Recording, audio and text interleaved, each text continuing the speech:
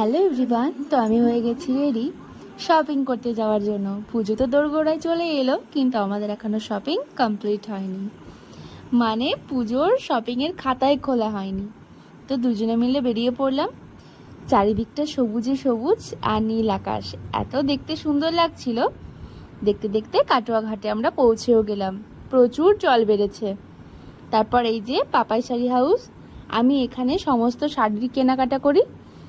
নিজের জন্য হোক, কাউকে দেওয়ার জন্য হোক, আমি এটাই সেরা ঠিকানা বলে মনে করি। এখানে প্রচুর কালেকশন। আর এই যে তোমাদের দেখিয়ে দিচ্ছি এখানে কত রকমের শাড়ি পাওয়া যায়। আর জাস্ট ভিড়টা দেখো, যেই দিন আমি গেছিলাম প্রচুর ভিড় ছিল। এই যে আমার শপিং করা কমপ্লিট হয়েও গেছে। আমি বিলিংয়ের জন্য লাইনে দাঁড়িয়েও পড়েছিলাম। তারপর দেখতেই পাচ্ছ আমার বাজার করা ডান। তারপরে এই যে ঘাটে চলে এসে আমার প্রচুর খিদে পেয়েছিল, একটু চিপস, কুরকুরি, তারপরে তোমার চাল ভাজা, চিড়ে ভাজা কিনে নিয়েছিলাম। আর এই যে জল দেখতে পাচ্ছ, ঘাট পার হতে প্রায় 15 মিনিট মতো লাগছে। চারিদিকে খালি জল আর জল, যেদিকে তাকাচ্ছি জল, প্রচুর ভয় লাগছিল।